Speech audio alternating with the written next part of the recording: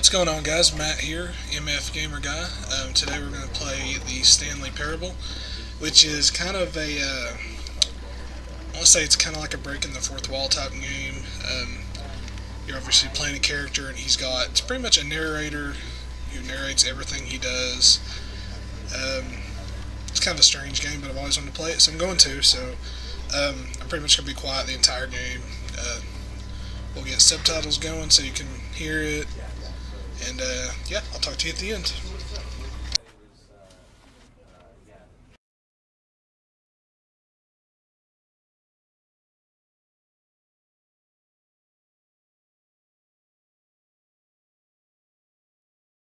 This is the story of a man named Stanley. Stanley worked for a company in a big building where he was employee number 427. Employee number 427's job was simple. He sat at his desk in room 427 and he pushed buttons on a keyboard. Orders came to him through a monitor on his desk, telling him what buttons to push, how long to push them, and in what order. This is what Employee 427 did every day of every month of every year. And although others might have considered it soul-rending, Stanley relished every moment that the orders came in, as though he had been made exactly for this job. And Stanley was happy. And then one day, something very peculiar happened. Something that would forever change Stanley. Something he would never quite forget. He had been at his desk for nearly an hour when he realized that not one single order had arrived on the monitor for him to follow. No one had showed up to give him instructions, call a meeting, or even say hi. Never in all his years at the company had this happened, this complete isolation. Something was very clearly wrong. Shocked, frozen solid, Stanley found himself unable to move for the longest time. But as he came to his wits and regained his senses, he got up from his desk and stepped out of his office. All of his co-workers were gone. What could it mean?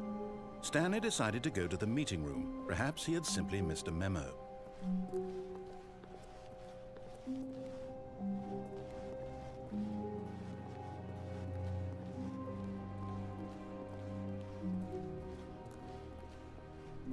When Stanley came to a set of two open doors, he entered the door on his left.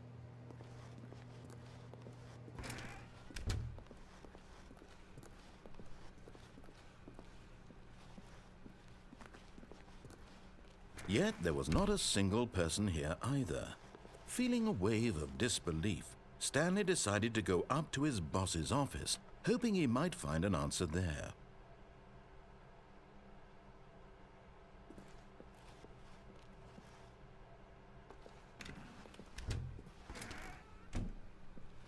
Stanley stepped into the broom closet, but there was nothing here, so he turned around and got back on track.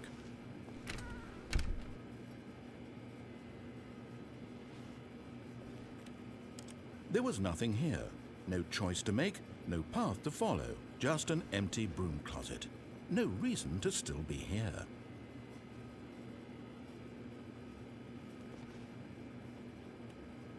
It was baffling that Stanley was still just sitting in the broom closet. He wasn't even doing anything. At least if there was something to interact with, he'd be justified in some way. As it is, he's literally just standing there doing sweet FA.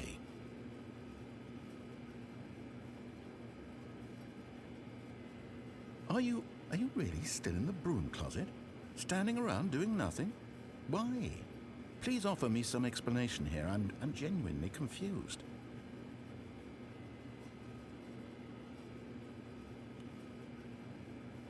You do realize there's no choice or anything in here, right? If I'd said Stanley walked past the broom closet, at least you would have had a reason for exploring it to find out. But it didn't even occur to me because literally this closet is of absolutely no significance to the story whatsoever. I never would have thought to mention it.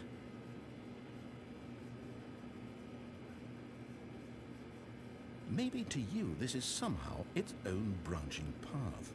Maybe when you go talk about this with your friend, you'll say, "Oh, did you get the broom closet ending? The broom closet ending was my favorite."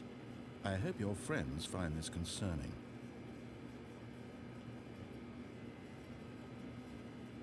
Stanley was fat and ugly and really stupid. He probably only got the job because of a family connection. That's how stupid he is. That or with drug money. Also, Stanley is addicted to drugs and hookers. Well, I've come to a very definite conclusion about what's going on right now. You're dead. You got to this broom closet, explored it a bit, and were just about to leave because there's nothing here, when a physical malady of some sort shut down your central nervous system and you collapsed on the keyboard. Well, in a situation like this, the responsible thing is to alert someone nearby so as to ensure that your body is taken care of before it begins to decompose. Hello? Anyone who happens to be nearby? The person at this computer is dead. He or she has fallen prey to any number of your countless human physiological vulnerabilities. It's indicative of the long-term sustainability of your species. Please remove their corpse from the area and instruct another human to take their place at the computer, making sure they understand basic first-person video game mechanics and filling them in on the history of narrative tropes in video gaming, so that the irony and insightful commentary of this game is not lost on them. All right, when you've done that, just step out into the hallway.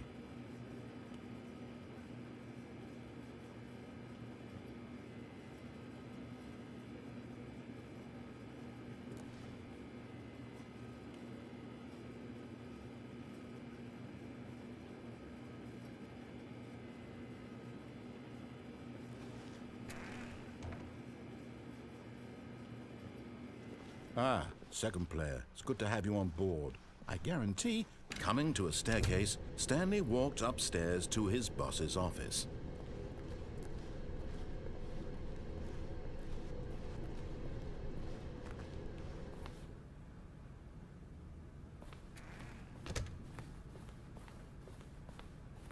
Stepping into his manager's office, Stanley was once again stunned to discover not an indication of any human life. Shocked, unraveled, Stanley wondered in disbelief who orchestrated this. What dark secret was being held from him? What he could not have known was that the keypad behind the boss's desk guarded the terrible truth that his boss had been keeping from him. And so the boss had assigned it an extra secret PIN number, 2845. But of course, Stanley couldn't possibly have known this.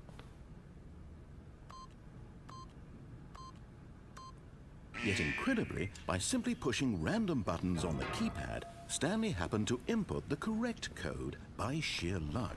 Amazing. He stepped into the newly opened passageway.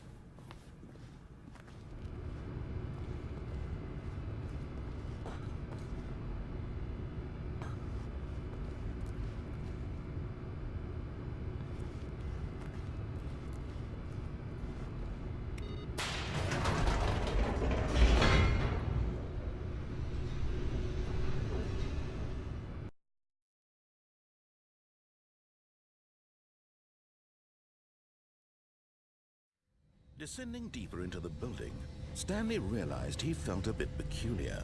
It was a stirring of emotion in his chest, as though he felt more free to think for himself, to question the nature of his job. Why did he feel this now, when for years it had never occurred to him? This question would not go unanswered for long.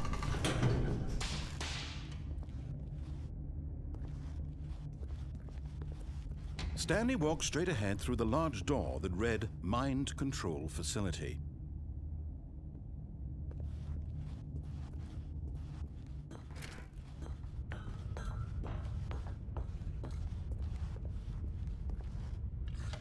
The lights rose on an enormous room packed with television screens. What horrible secret did this place hold? Stanley thought to himself. Did he have the strength to find out?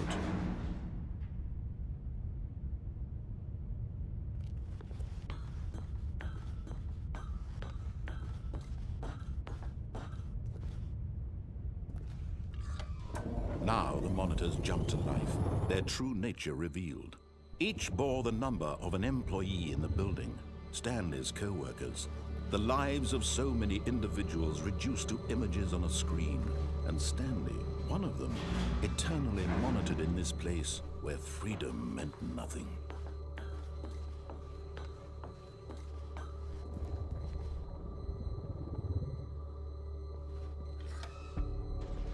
This mind control facility, it was too horrible to believe. It couldn't be true. Had Stanley really been under someone's control all this time? Was this the only reason he was happy with his boring job? That his emotions had been manipulated to accept it blindly?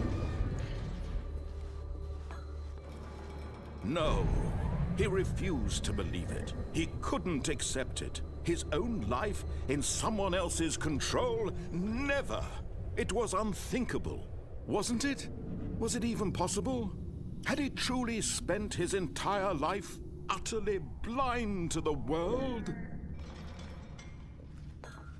But here was the proof, the heart of the operation. Controls labeled with emotions, happy or sad or content. Walking, eating, working, all of it monitored and commanded from this very place. And as the cold reality of his past began to sink in, Stanley decided that this machinery would never again exert its terrible power over another human life. For he would dismantle the controls once and for all.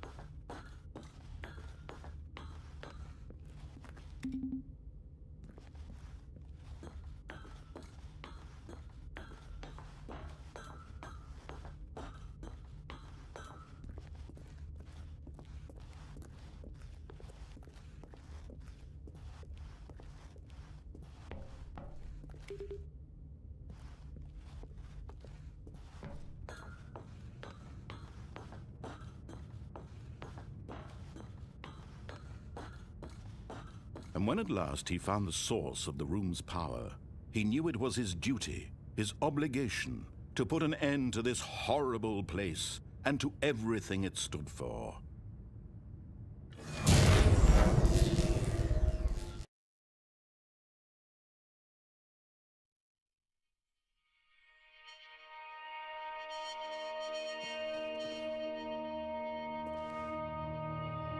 Blackness and a rising chill of uncertainty. Was it over?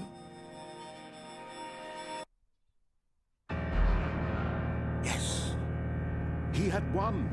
He had defeated the machine, unshackled himself from someone else's command. Freedom was mere moments away. And yet, even as the immense door slowly opened, Stanley reflected on how many puzzles still lay unsolved.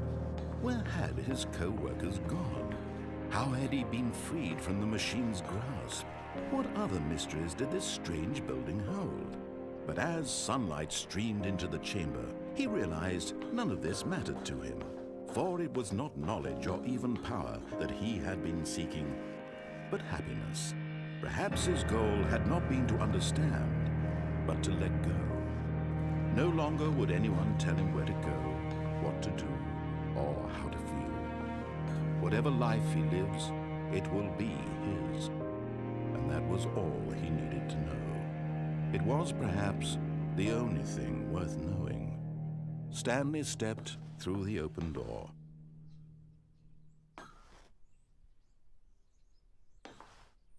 Stanley felt the cool breeze upon his skin, the feeling of liberation, the immense possibility of the new path before him. This was exactly the way, right now, that things were meant to happen. And Stanley was happy.